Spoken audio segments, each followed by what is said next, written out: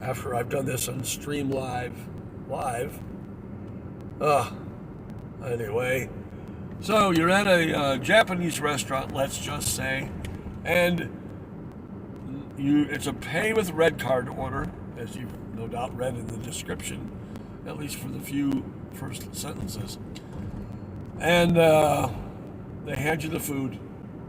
They check your order on the app and match to the receipt. So you don't take the receipt because you don't have to with DoorDash. And DoorDash doesn't want you to include the receipt in the bag to the customer. That's a no-no, apparently. Okay. You get to the customer. You're preparing the picture. You're taking the picture. They're looking at their food. Or you've taken off. You're driving away. You're sending them the picture. You're closing the order out. They text you. Maybe they text you before you're done closing the order. Maybe they text you after you've closed the order. It doesn't really matter to DoorDash because you've done your duty. You've delivered food. You haven't delivered the right food, but the restaurant made a mistake. The customer is texting you, and they're saying, this is not the food I ordered. I ordered $300 worth of food, and I only see about $30 worth of food here. Got a lot of hungry people here, and some are going to go without. What do I do? What do we do?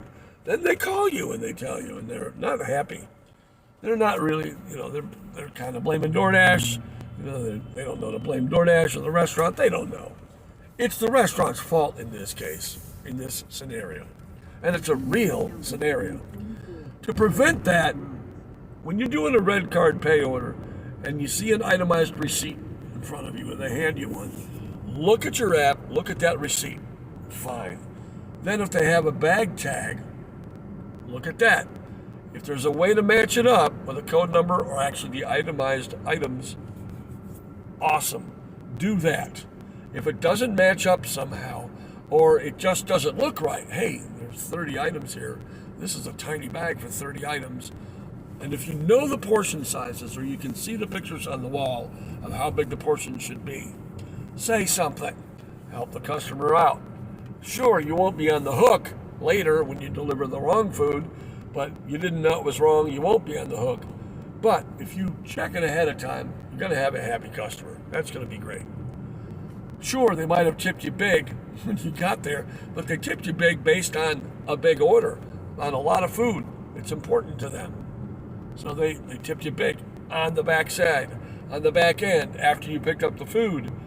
Customers can do that in DoorDash.